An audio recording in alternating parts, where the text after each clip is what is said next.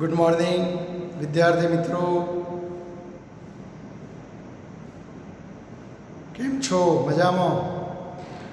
તૈયારી કરો છો ને બરાબર? રોજનો રોજ તૈયાર કરવાનું ભૂલવાનું નહીં. સાયન્સમાં સફળતા મેળવવા માટેનો મંત્ર રોજનું રોજ તૈયાર કરવું. જો આજનું કાલ ઉપર લઈ ગયા તો ધીમે ધીમે ઢગલો થતો જશે, પછી પહોંચી નહીં વળો ભાઈ. અભ્યાસક્રમ લોબો હોવાના કારણે અઘરો પડે છે, બાકી સાયન્સ અઘરું નથી. સાયન્સ અઘરું નથી, પરંતુ અભ્યાસક્રમ લોબો છે. એટલે જો રોજની રોજ રન રેટ નહીં જાળવો તો જુમલો પાર ન પડે ભાઈ. બરાબર? ક્રિકેટની પરિભાષા. ચલો હવે આજે આપણે આજના નવા લેક્ચરમાં ડાયઇલેક્ટ્રિક પદાર્થોની વાતો કરવા માગીએ છીએ. અગાઉના લેક્ચરોમાં સુવાહકોનું વિદ્યુત ક્ષેત્રમાં મૂકવાથી શું થાય એની ચર્ચા કરી. ભૂલી ગયા હોય તો યાદ કરો કે ધારો કે આપણી પાસે આ એક કોઈ સુવાહક પદાર્થ છે, ગમે તેવા આકારનો. એની અંદર અસંખ્ય પરમાણુ હોય, જેટલા પ્લસ એટલા માઇનસ. દરેક પરમાણુમાં પ્રોટોન રૂપી ધન વિદ્યુતભાર હોય, એટલો જ ઇલેક્ટ્રોન રૂપી ઋણ વિદ્યુતભાર હોય એવું આપણે કહેતા હતા. એટલે અંદર વિદ્યુત ક્ષેત્ર શૂન્ય છે. જો આ સુવાહકોને બાહ્ય વિદ્યુત ક્ષેત્રમાં મૂકીએ, ધારો કે બહારથી આપણે આ જે વિદ્યુત ક્ષેત્ર બતાવીએ, બાહ્ય વિદ્યુત ક્ષેત્ર, જેને E0 નામ આપીએ. જો ક્ષેત્ર આમ જાય એટલે આ બાજુ કોઈ ધન હશે ને અહીંયા કોઈ ઋણ હશે તો ક્ષેત્ર રેખાઓ ધનથી ઋણ જતી હોય. હવે આ વિદ્યુત ક્ષેત્ર બહારની કક્ષાના મુક્ત ઇલેક્ટ્રોન ઉપર બળ લગાડે અને ઇલેક્ટ્રોન ઋણ હોય એ ધન તરફ આકર્ષાય. તો આ બાજુથી ઇલેક્ટ્રોન આ બાજુ આવે, અહીંથી અહીં આવે તો એ ધન ખુલ્લો થાય. હવે આ બાજુ જો ધન ખુલ્લું થાય, આ બાજુ ઋણ આવે તો અંદરના વિસ્તારમાં પાછું ધનથી ઋણ આમ વિદ્યુત ક્ષેત્ર ઉત્પન્ન થાય. જો પેલું બહારનું વિદ્યુત ક્ષેત્ર આમ જતું હતું, જેને મેં E0 કીધું, અને અંદર વિદ્યુત ક્ષેત્ર આમ ઉત્પન્ન થાય, જેને આપણે E અથવા E અંદર. આ વિદ્યુત ભારો આમથી આમ ત્યાં સુધી જાય કે જ્યારે આ બંને વિદ્યુત ક્ષેત્રો સમાન થઈ જાય. જો બંને પરસ્પર વિરુદ્ધો છે અને જો બંને સમાન થઈ જાય તો અંદરના વિસ્તારમાં એ બંનેનું પરિણામી વિદ્યુત ક્ષેત્ર, બાહ્ય વિદ્યુત ક્ષેત્ર આમ છે, અંદરનું વિદ્યુત ક્ષેત્ર આમ છે, અને બંને સરખો થઈ જાય એટલે પરિણામી વિદ્યુત ક્ષેત્ર 0 થઈ જાય. તો સુવાહકોની અંદર વિદ્યુતભારોનું વહન થઈ, જે પેલા મુક્ત વિદ્યુતભારો હોય ઇલેક્ટ્રોન, એમનું વહન થઈ અને અંદરના વિસ્તારમાં પરિણામી વિદ્યુત ક્ષેત્ર શૂન્ય થઈ જતું હોય છે. જ્યારે આજે આપણે જે પદાર્થોની વાતો કરવા જઈ રહ્યા છીએ, ડાયઇલેક્ટ્રિક, તો પહેલાં તો ડાયઇલેક્ટ્રિક પદાર્થો કોને કહેવાય? તો અવાહક પદાર્થોને ડાયઇલેક્ટ્રિક પદાર્થો કહેવામાં આવે છે. આવા પદાર્થોમાં મુક્ત વિદ્યુતભારો હોતા નથી. યાદ રાખજો હું શું બોલું છું. વિદ્યુતભારો હોતા નથી એવું નથી બોલતો. વિદ્યુતભારો તો દરેક પરમાણુમાં હોય, પ્રોટોન રૂપી ધન હોય, ઇલેક્ટ્રોન. પણ એવી રીતે એ પરમાણુની રચના થઈ હોય કે જેથી એ બધા વિદ્યુતભારો ગતિ કરવા માટે કોઈ મુક્ત ન હોય. એટલે અવાહક પદાર્થોમાં મુક્ત વિદ્યુતભારો હોતા નથી. એટલે પેલા ધાતુઓની જેમ બહારની કક્ષાના ઇલેક્ટ્રોનો મુક્ત થઈ અને ગતિ કરે એવા અહીંયા કોઈ ગતિ કરી શકે એવા મુક્ત વિદ્યુતભારો હોતા નથી. તો ડાયઇલેક્ટ્રિકમાં આવા વિદ્યુતભારોની મુક્ત ગતિ શક્ય નથી. એટલે તો એમને આપણે અવાહક પદાર્થો કહીશું. તો ડાયઇલેક્ટ્રિક પદાર્થો એટલે એક પ્રકારના અવાહક પદાર્થો છે. તો અવાહક પદાર્થો ડાયઇલેક્ટ્રિક પદાર્થો તરીકે ઓળખવામાં આવે છે. જો સુવાહકોને બાહ્ય વિદ્યુત ક્ષેત્રમાં મૂકીએ, તેમ જો ડાયઇલેક્ટ્રિકને પણ બાહ્ય વિદ્યુત ક્ષેત્રમાં મૂકીએ તો એ મુક્ત વિદ્યુતભારો તો હોતા નથી, પણ એ પરમાણુ કે અણુની ગોઠવણમાં જે હોય એ પરમાણુ કે અણુ ખેંચાય નહીં એવી રીતે ગોઠવાય કે જેથી એ અણુ પોતે ડાયપોલ બને પછી, એટલે નવી ડાયપોલ મોમેન્ટ અંદર પ્રેરિત થાય અને એ ડાયપોલ મોમેન્ટ પદાર્થમાં અસંખ્ય આવી ડાયપોલ મોમેન્ટો પ્રેરિત થાય, દરેક અણુમાં આમ થાય, જે હમણાં આપણે ડિટેલમાં ભણવાના જ છીએ.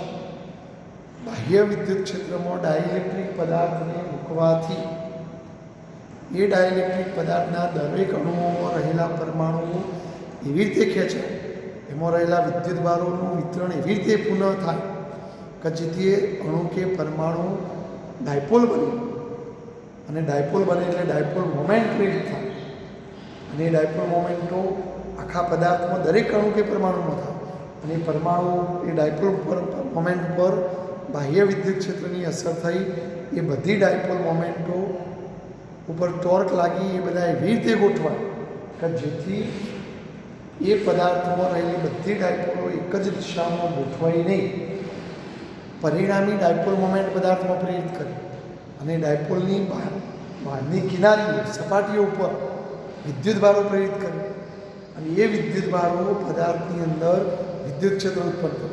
પણ મિત્રો, ધાતુમાં, સુવાહકોમાં અને ડાઇલેક્ટ્રિકમાં ફરક એટલો કે સુવાહકમાં અંદર ઉત્પન્ન થતું વિદ્યુત ક્ષેત્ર પેલા બાહ્ય વિદ્યુત ક્ષેત્રના જેટલું થતું હોય છે, જ્યારે ડાઇલેક્ટ્રિકમાં એવું થતું નથી.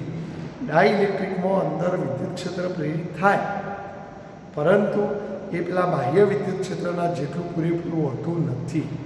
એટલે ડાઇલેક્ટ્રિક પદાર્થોની અંદર પરિણામી વિદ્યુત ક્ષેત્ર શૂન્ય નથી બનતું. હા, ઘટે ખરું કે ભાઈ બાહ્ય વિદ્યુત ક્ષેત્ર 5 આમ હોય તો અંદર ઊંધું 5 ના ઉત્પન્ન થાય, અંદર ઊંધું 2 કે 3 ઉત્પન્ન થાય, એટલે પરિણામી વિદ્યુત ક્ષેત્ર પેલું 5 આમ 3 આમ હોય તો ઘટીને 2 થઈ જાય.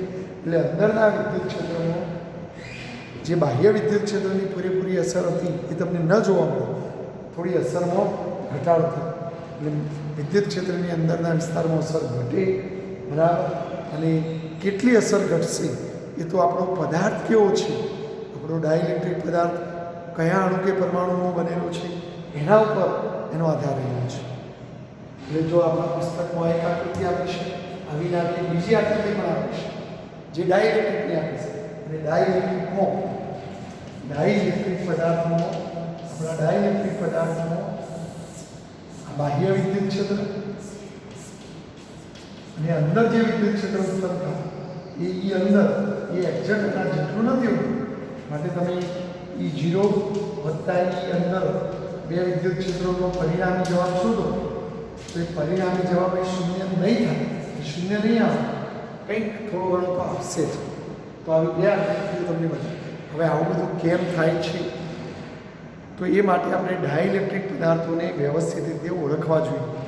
ડાઇલેક્ટ્રિક પદાર્થ વિશે આપણે વિગતે ભણવું જોઈએ, તો જ આ બધો ખ્યાલ આવે. તો હવે આપણે જોઈએ ડાઇલેક્ટ્રિક પદાર્થો વિશે ડિટેલમાં માહિતી જોઈએ.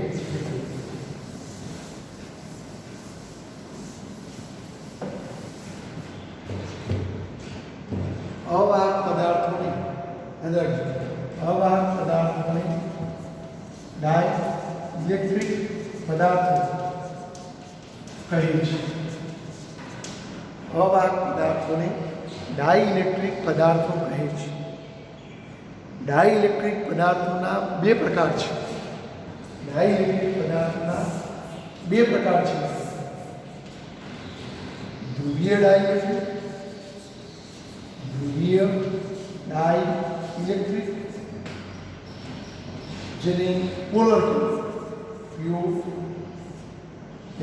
પોલર, અને બીજા અધ્રુવીય ડાઇલેક્ટ્રિક જેને નોન પોલર. તો ડાઇલેક્ટ્રિક પદાર્થો બે પ્રકાર, ધ્રુવીય ડાઇલેક્ટ્રિક અને અધ્રુવીય ડાઇલેક્ટ્રિક. જો શબ્દો ઉપરથી તમને થોડો ખ્યાલ આવે, ધ્રુવીય ડાઇલેક્ટ્રિક એટલે કંઈક ધ્રુવો જેવું કંઈક હશે, પહેલેથી એની અંદર ધ્રુવો જેવું કંઈક હશે.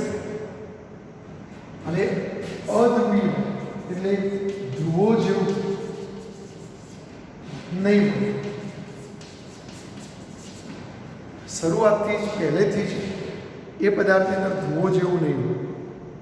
બરાબર, જોઈએ પહેલાં આપણે આની વાત કરીએ.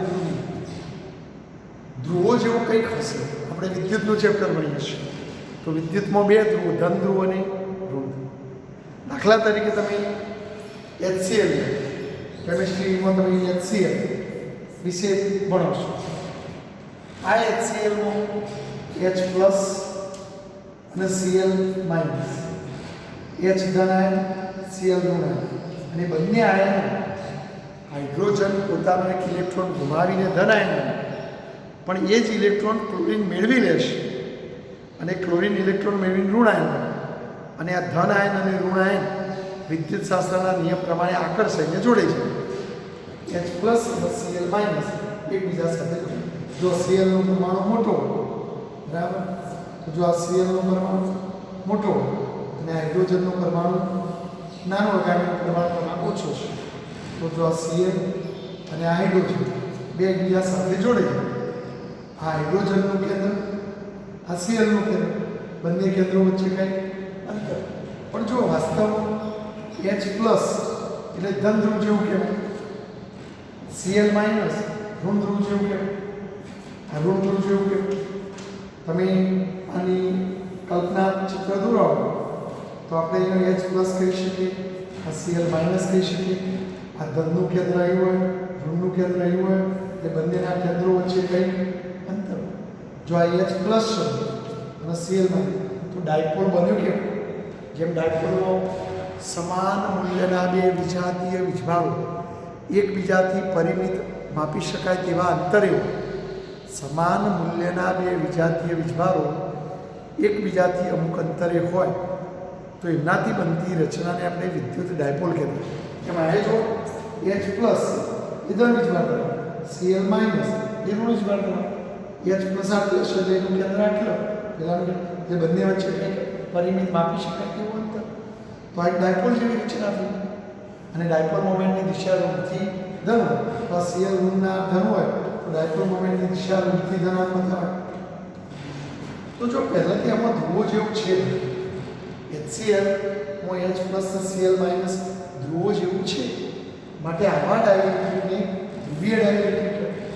આમાં ઇલેક્ટ્રોન મુક્ત ના હોય, કારણ કે ક્લોરીનને મેળવી લીધો છે એટલે ક્લોરીન સાથે ઇલેક્ટ્રોન એની કક્ષાઓ ગોઠવાઈ ગયું છે. એટલે પેલા ધાતુઓની જેમ કોઈ ઇલેક્ટ્રોન બાહ્ય કક્ષાનો મુક્ત થઈને આમથી આમ ફરે એ રીતે આ ઇલેક્ટ્રોન ફરી ન શકે. એટલે ડાયઇલેક્ટ્રિકમાં આવા મુક્ત વિદ્યુતભારો ધાતુઓની માફક ગતિ કરી શકે નહીં. બરાબર, એટલે આ અવાહકની જેમ વર્તન કરે. કેવી રીતે વર્તે? પણ ધ્રુવો જેવું પહેલેથી જ છે માટે એને ધ્રુવીય ડાયઇલેક્ટ્રિક. એટલે જો બીજા શબ્દોમાં વ્યાખ્યા આપીએ તો આ રીતે કે જે ડાયઇલેક્ટ્રિકના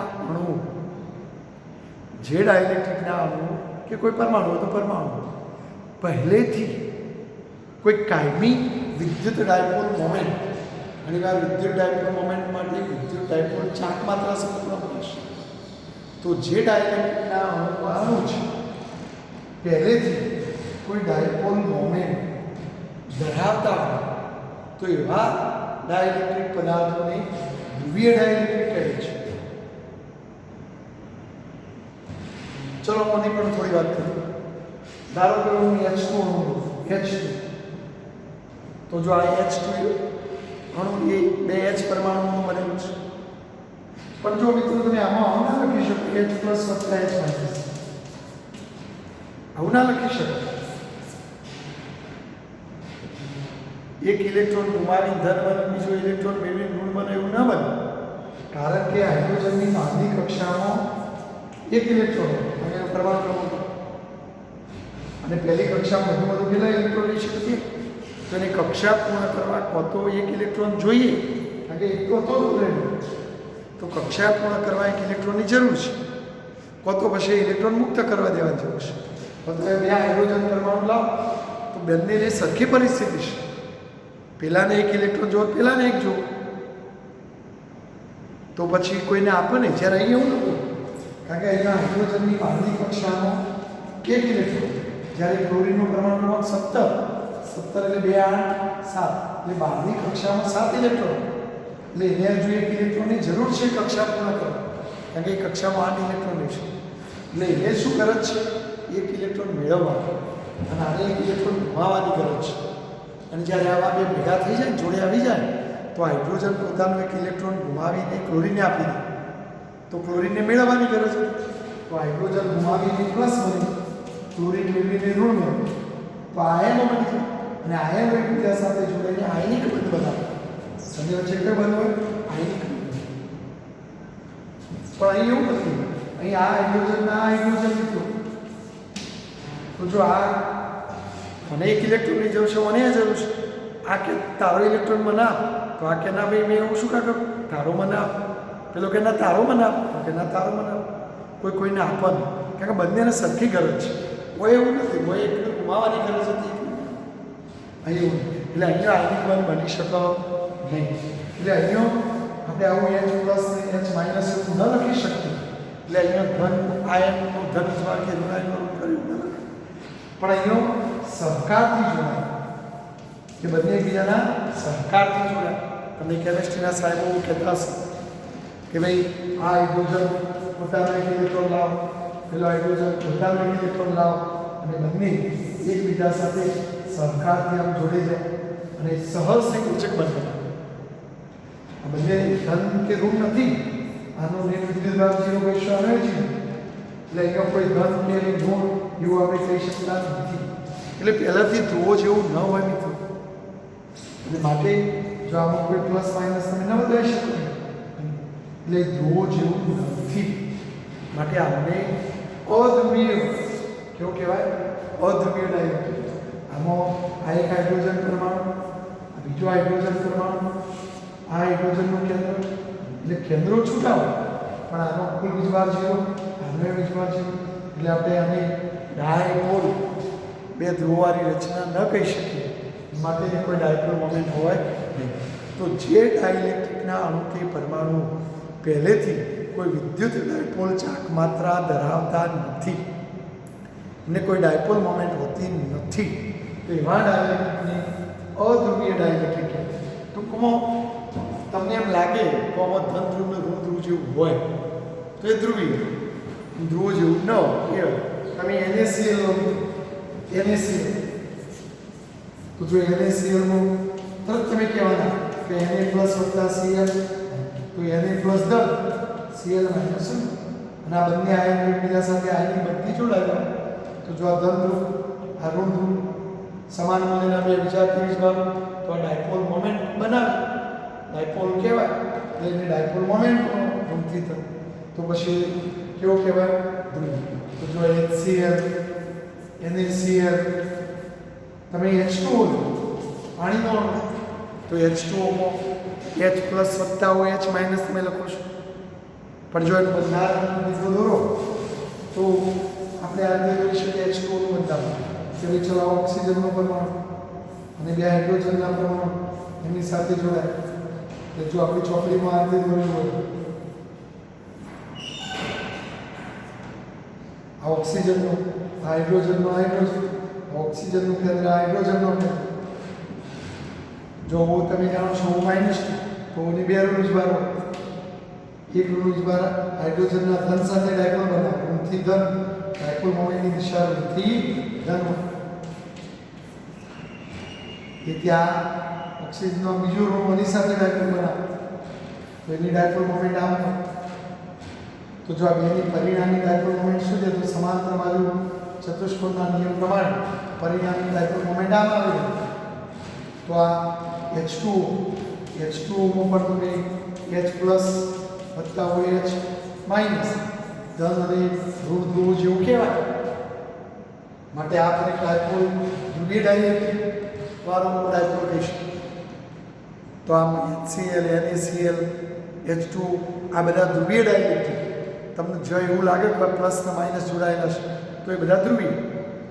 પણ જો H2 પછી તમે N2 લો, N2, તો N2માં પણ N વત્તા N જ હોય, N પ્લસ વત્તા N માઇનસ એવું લેવાય ને, એ કેવું કહેવાય? અધ્રુવીય કહેવાય. N2 પછી તમે CO2 લો, તો જો CO2 ના બંધારણ એક કાર્બનનું પરમાણુ અને એની સાથે બે ઓક્સિજનના પરમાણુ જોડાયેલા હોય. બરાબર? તો જો આપણે આ તે બતાવી શકીએ. ભાઈ આ ઓક્સિજનના કાર્બન તો એનો કેન્દ્ર CO2 પણ આમાં કોઈ પ્લસ માઇનસ જેવું હોય જ નહીં અને એ પણ શું કહેવાય અધ્રુવીય. તો મિત્રો તમને અધ્રુવીય અને ધ્રુવીયમાં ખબર પડી ગઈ હશે. તો જે ડાયલેક્ટ્રિકના અણુ પહેલેથી જ કંઈક કાયમ માટે વિદ્યુત ડાયપોલ ચાક માત્રા ધરાવતા હોય એમનું બંધારણ એવું હોય કે ધન વીજભારનું કેન્દ્ર અને ઋણ વીજભારનું કેન્દ્રો પહેલેથી છૂટો હોય, એક પ્લસ ને એક માઇનસ. એટલે પહેલેથી એમને કંઈક પરિણામી ડાયપોલ મોમેન્ટ હોય તો એવા ડાયલેક્ટ્રિક પદાર્થોને ધ્રુવીય ડાયલેક્ટ્રિક પોલર ડાયલેક્ટ્રિક પદાર્થો કહેવાય. અને જે ડાયલેક્ટ્રિક પદાર્થોમાં અણુ કે પરમાણુઓમાં એવી ગોઠવણો વિદ્યુતભારોની થયેલી હોય કે જેથી તેઓ કોઈ ધન કે ઋણ જેવું બનતું ન હોય પહેલેથી, અને કોઈ કાયમી વિદ્યુત ડાયપોલ ચાક માત્રા જેવું હોતું નથી, તો એવા ડાયલેક્ટ્રિકને અધ્રુવીય ડાયલેક્ટ્રિક તરીકે ઓળખી શકાય. અધ્રુવીય ડાયલેક્ટ્રિકનું ઉદાહરણ આપણા પુસ્તકમાં બે આપ્યા છે. H2 બરાબર, O2, N2, CO2 આ બધો એનો આપી શકાય. HCl, NaCl, H2 આ બધો ધ્રુવીય ડાયલેક્ટ્રિકનું ઉદાહરણ આપી શકાય. ચાલો આપણે અધ્રુવીય ડાયલેક્ટ્રિકને બાહ્ય વિદ્યુત ક્ષેત્રમાં મૂકીએ તો શું થાય થોડી આપણે સમજીએ. ધારો કે મારી પાસે H2 છે. હવે H2 માં તમે જાણો છો બે H પરમાણુ એકબીજા સાથે જોડાયેલા હોય છે. ધારો કે આ હાઇડ્રોજનનું ચિત્ર દોર્યું તો તમે જોઈ શકો છો કે હાઇડ્રોજનમાં પરમાણુ ક્રમાંક 1 એટલે એના ન્યુક્લિયસમાં એક પ્રોટોન રૂપી ધન વીજભાર અને બહાર કક્ષાઓમાં ફરતા ઇલેક્ટ્રોન રૂપી ઋણ વીજભાર. એ ત્યાં પરમાણુમાં પણ એવું હોય. પણ જો આ ધન વીજભાર સેન્ટરમાં હોય એટલે ધન વીજભારનું કેન્દ્ર અહીં બતાવી શકાય. જો ઋણ વીજભાર સ્થિર હોય તો એનું કેન્દ્ર અહીં બતાવો. તો બે કેન્દ્રો વચ્ચે કંઈ અંતર તો તરત તમે કહો કે આ ધનના ઋણ બે છૂટા છે એટલે આ ડાયપોલ કહેવાય. પણ વાસ્તવમાં હાઇડ્રોજનનો રહેલો ઇલેક્ટ્રોન સ્થિર નથી હોતો, કક્ષાઓમાં પરિભ્રમણ કરે અને ઇલેક્ટ્રોન ગોળ ફરે તો વર્તુળ બનાવે. અને વર્તુળ બનાવે તો વર્તુળનું કેન્દ્ર તો ક્યાં જોડાયેલું વચ્ચે કોઈ ગોળ ફરતો હોય તો એનું કેન્દ્ર ક્યાં બતાવે વચ્ચે. તો જો ધનનું કેન્દ્ર અને આ ઋણનું પણ કેન્દ્ર એટલે બંનેનો કેન્દ્રો એકબીજા ઉપર સંપાત થઈ ગયો. એટલે ધન ઋણ છૂટા પડી ગયા એવું આપણે ન કહી શકીએ. એટલે આ અધ્રુવીય પરમાણુ છે. જો આને બાહ્ય વિદ્યુત ક્ષેત્રમાં મૂકો, ધારો કે આ કોઈ બાહ્ય વિદ્યુત ક્ષેત્ર છે. ધારો કે બાહ્ય વિદ્યુત ક્ષેત્રને આપણે E0 ક્ષેત્ર ધનથી ઋણ તરફ જાય. હવે જો આવા અધ્રુવીય ડાયલેક્ટ્રિક અણુ કે પરમાણુને તમે આમાં મૂકો, દાખલા તરીકે મેં આની અંદર મૂક્યો. જો આ ન્યુક્લિયસનો ધન, હવે શું થવાનું કે જો ઋણ હતું, હવે આ બાજુ જો ઋણ છે તો ઋણને અપાવે છે અને ધન શું કરે ઋણને આપે છે. એટલે સ્વાભાવિક છે કે ઇલેક્ટ્રોન ફરતો આમ જાય છે અને આનો આકર્ષણ આનો આકર્ષણ. આવા ઇલેક્ટ્રોન છે ને અહીં આવી જાય. એટલે હવે પ્રોબ્લેમ શું થવાનો જો કે આ ધન આ ઋણને આમ આકર્ષે.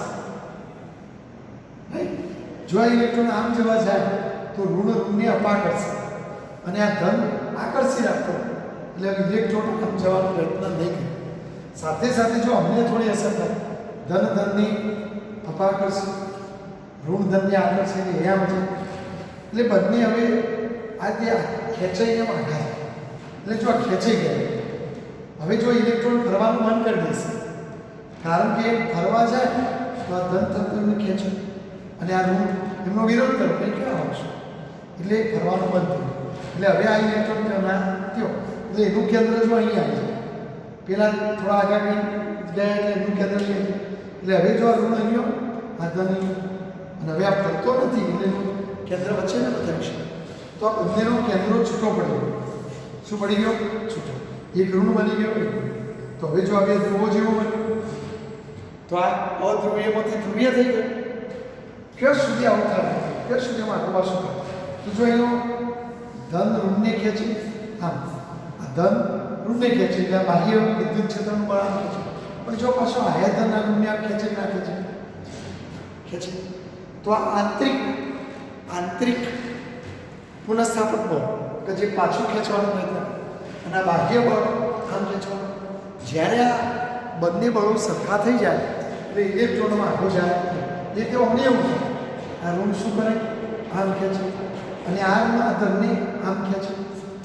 એટલે મારો કહેવાનો મતલબ કે બાહ્ય વિદ્યુત ક્ષેત્ર દ્વારા લાગતું બાહ્ય બળ અને અંદરના પ્લસ માઇનસ વચ્ચે લાગતું આંતરિક બળ જો બે પરસ્પર વિરુદ્ધ હશે અને એ બળો સરખો થઈ જાય એટલે પછી આમ ખેંચાવાનું બંધ થઈ જાય અને એટલે પછી જે ખેંચે ને જે આગા પાસે થાય એટલા જ રહે બરાબર. અને આ રીતે બંનેનો કેન્દ્રો છૂટો પડે. શું પડી જાય? બંનેનો કેન્દ્રો છૂટો. ધનનું કેન્દ્ર અહીં, ઋણનું કેન્દ્ર અહીં. અને હવે જો આપેલા HClના જેવું કરીશું એક ધન ને એક ઋણ તો પછી આ એક ઋણ બને એક ધન બને તો આ ડાયપોલ બની ગયું. ડાયપોલ મોમેન્ટ કઈ હોય? ઋણથી ધન. તો ડાયપોલ મોમેન્ટ P હંમેશા વિદ્યુત ક્ષેત્રની દિશામાં જ ગોઠવાય. તો જો તમે આ અધ્રુવીય અણુ હતો પણ બાહ્ય વિદ્યુત ક્ષેત્રમાં મૂક્યો તો એમના વીજભારો ખેંચાય અને ખેંચાણ બળ લાગીને એવી રીતે ખેંચાશે કે જેથી એમનો કેન્દ્રો છૂટો પડી જશે અને કેન્દ્રો છૂટો પડવાથી એ ડાયપોલ બની જશે. તો આમ અધ્રુવીય અણુનું ધ્રુવીય અણુનું પરમાણુ હોય તો અધ્રુવીય પરમાણુનું ધ્રુવીય પરમાણુમાં રૂપાંતરણ થયું કહેવાય. તો આ અધ્રુવીય અણુ કે પરમાણુનું ધ્રુવીય અણુ કે પરમાણુમાં રૂપાંતરણ થવાની ઘટનાને ધ્રુવીભવન કહેવામાં આવશે. ધ્રુવીભવન એટલે ધ્રુવો જેવું બનવાની ગોઠવો. તો અહીંયા બાહ્ય વિદ્યુત ક્ષેત્રમાં જો અધ્રુવીય અણુ કે પરમાણુને મૂકીએ તો એમના વીજભારો બાહ્ય વિદ્યુત ક્ષેત્રની અસર હેઠળ ખેંચાય નહીં. એ અધ્રુવીય અણુ કે પરમાણુ શામાં ફેરવાઈ જાય મિત્રો? ધ્રુવીય અણુ કે પરમાણુમાં ફેરવાઈ જાય અને આ રીતે એ ડાયપોલ બની જતો હોય છે. તો અધ્રુવીય અણુ કે પરમાણુનું ધ્રુવીય અણુ કે પરમાણુમાં રૂપાંતરણ થવાની ઘટનાને ડાયઇલેક્ટ્રિક કહેવામાં આવે છે.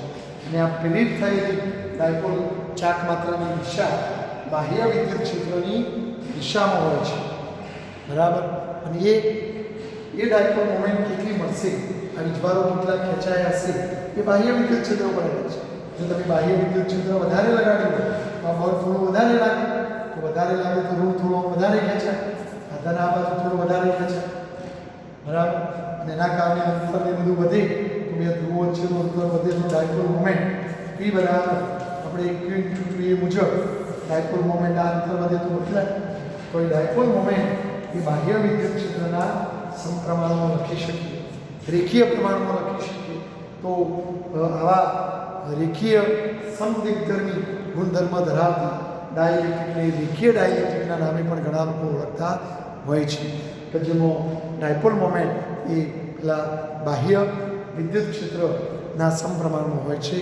તો આવી ડાયઇલેક્ટ્રિકને રેખીય સમદિગ્ધર્મી ડાયઇલેક્ટ્રિક તરીકે ઓળખવામાં આવે છે.